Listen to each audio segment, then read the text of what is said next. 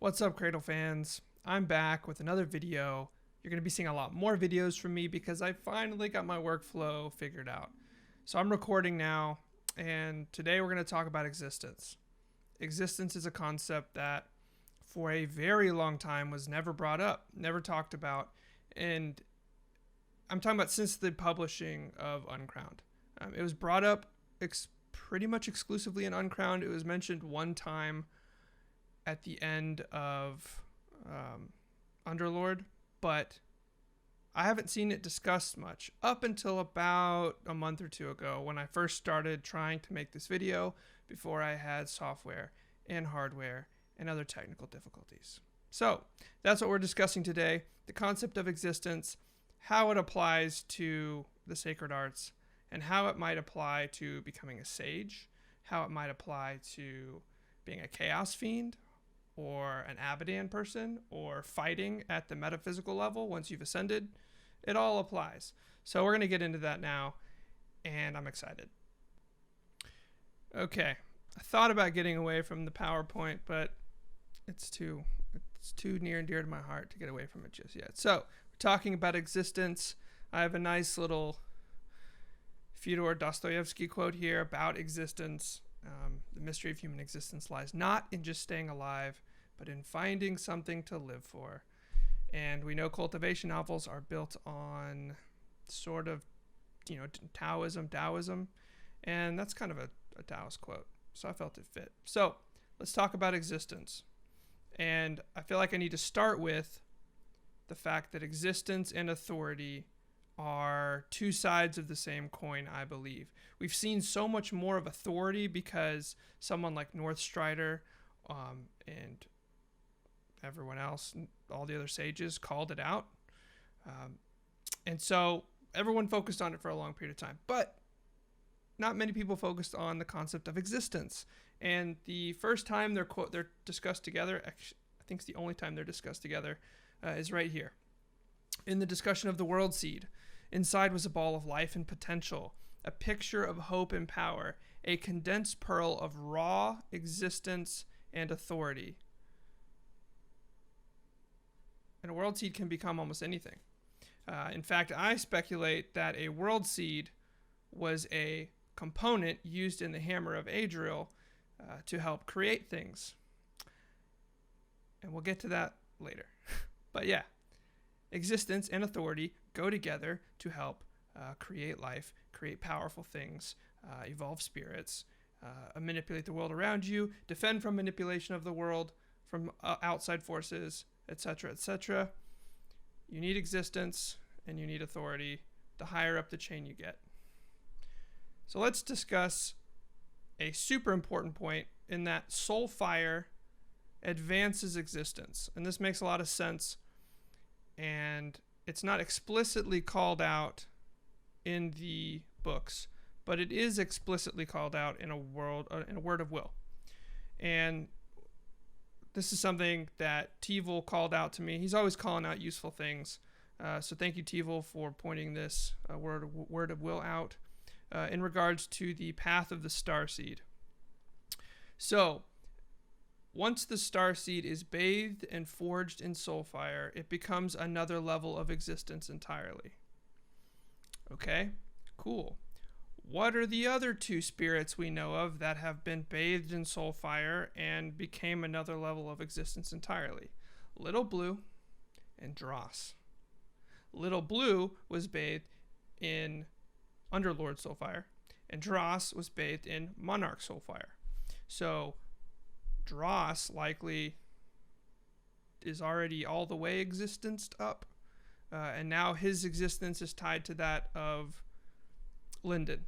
But as a spirit, he's able to do all sorts of crazy stuff that Little Blue can't do, likely because of the way he was created, but also because of how the Monarch Soulfire really anchored his existence to Cradle and to the to that plane, and then to Linden.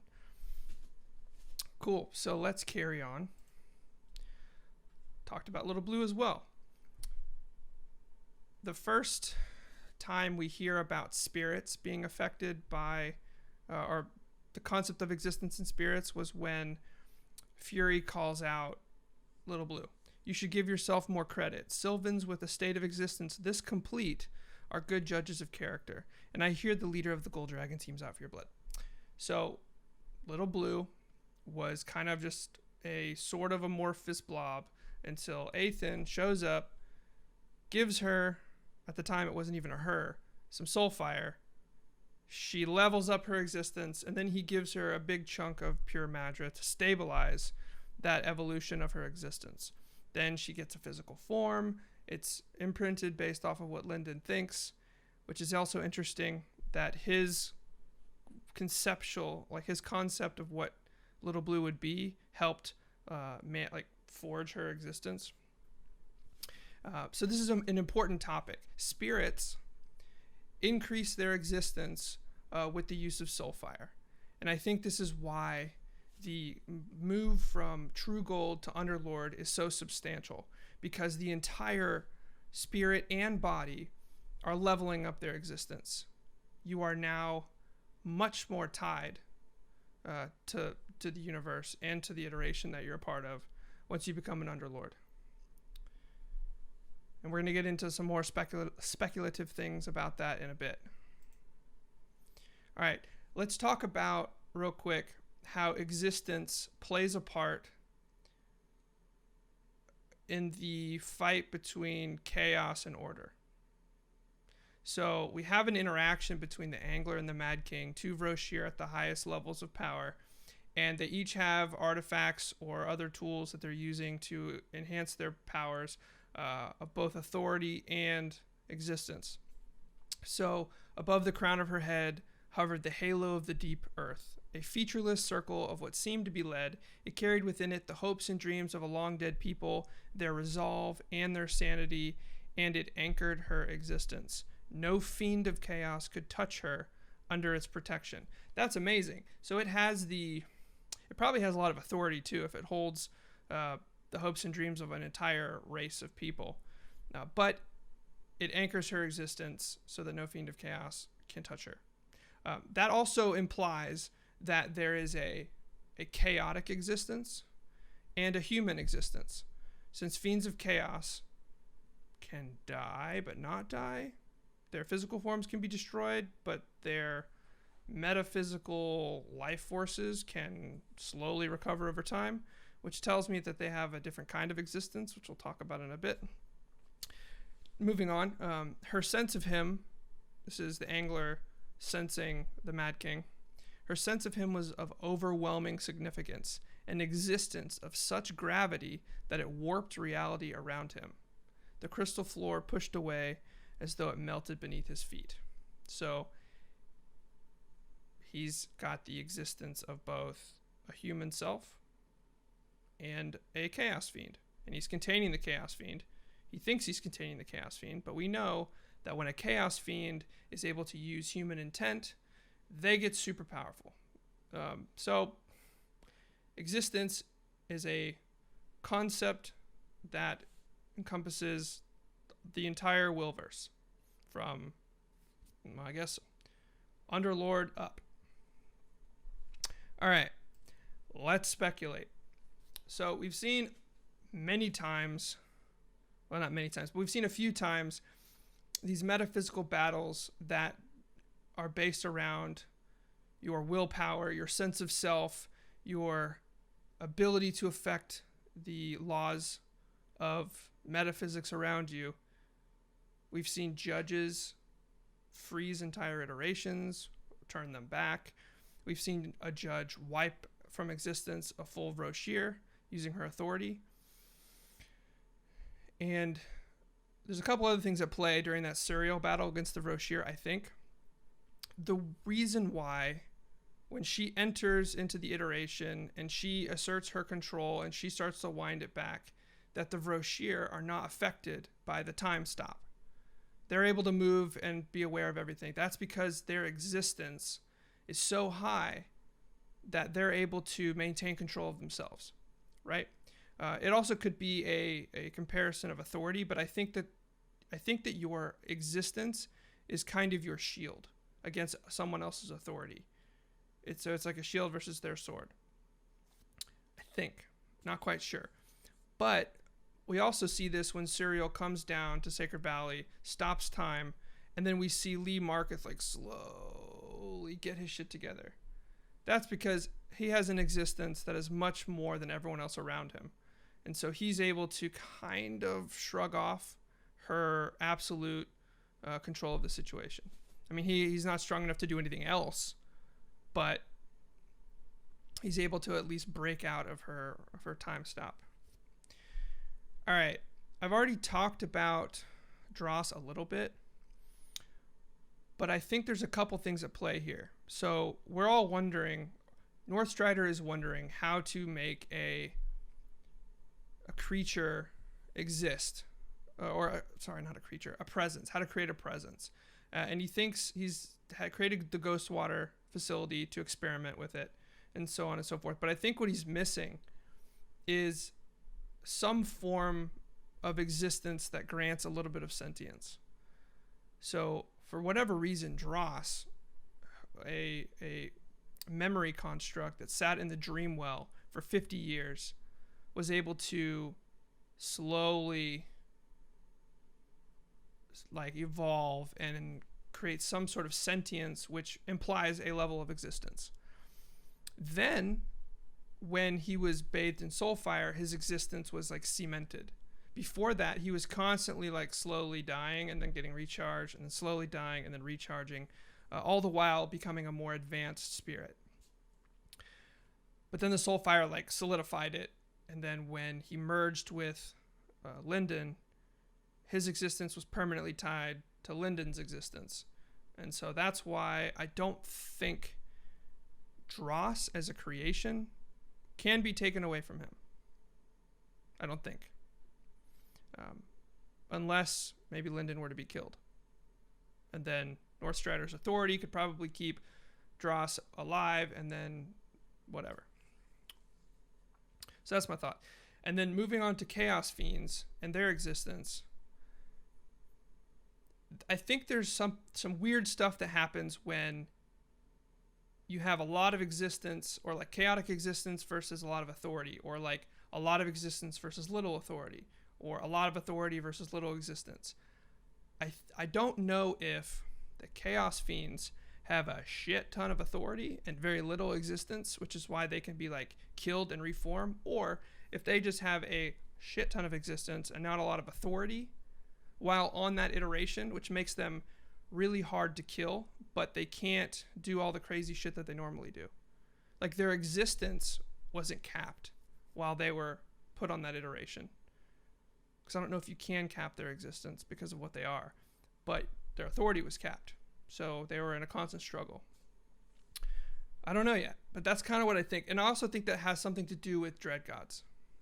And because I think that Hunger Madra is a combination of order and chaos. So it's a combination of the void and the way, used to create a local iteration level magic system. I think that is how Azrael was able to become the Reaper. We're kind of getting off topic here, but I think that the reason why the Dread Gods can't die, or they haven't been able to be killed, is because their existence is anchored by the Labyrinth, or by the 5th Dread God. While that thing is there, they can't be killed. They probably share a power pool or whatever, but that's what's up. So for them to be killed, their existence can't be like permanently anchored to something else, or they're like invincible. Are they sentient? Do they have intelligence? I don't know. Do they have their own independent existence from each other? I don't really think so, because they are all basically the same power level. They're all linked somehow. They can all sense each other. They're very intertwined. So I think they share an existence somehow, and all that existence is anchored by the Labyrinth, or by the 5th Dread God. If there is one in the Labyrinth. So that's what that last bit is. Anchored versus decentralized existence. I don't know.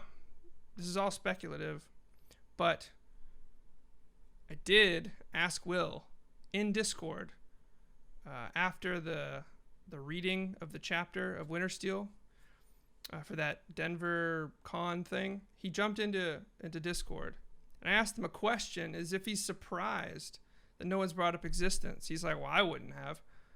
But then he started mentioning that he's trying to come up with naming conventions for what makes someone a sage.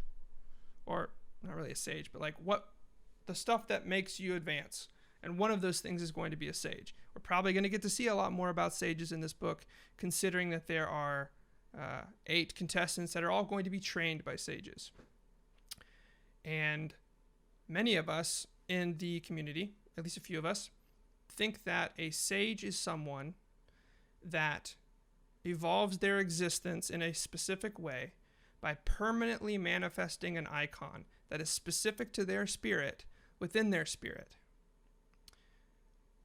A herald still has authority, still has an upgraded level of existence for whatever thing gets them up to herald, but a sage is able to permanently manifest an icon and retain it there within their spirit.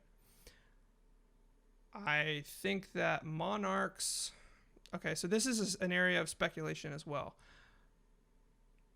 Northstrider, I've mentioned that he has an icon in his spirit. I think that either he was a sage or you need an icon permanently manifested in your spirit to get to monarch, which might be why sages are so respected. I don't know. We've never heard of a herald becoming a monarch. We've never heard of a sage becoming a monarch. We've never heard of a sage becoming a herald. So we have no idea. But I think something fundamentally changes your existence if you are able to permanently manifest an icon in your spirit. And it's probably very specific to you, and is probably the icon that you manifest within your spirit probably determines what kind of sage you are called. So Tim was able to enhance his existence and become a sage by manifesting the sword icon permanently within his spirit. The Northstrider has the dragon icon permanently within his spirit. Okay, then you have, what other sages are there? The Hearth Sage. Okay, so Charity.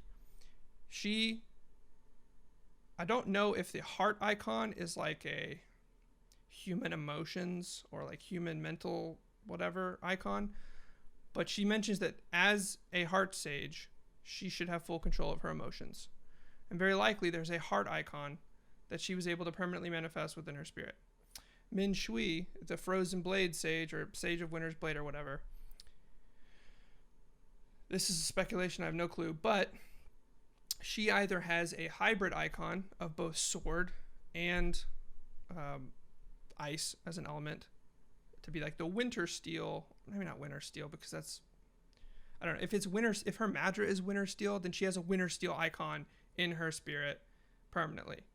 Or maybe she just has the ice icon and she can draw from the sword icon, or maybe the reverse. I don't know, but she's called the Winter Sage. But then people also say that there's multiple sword sages.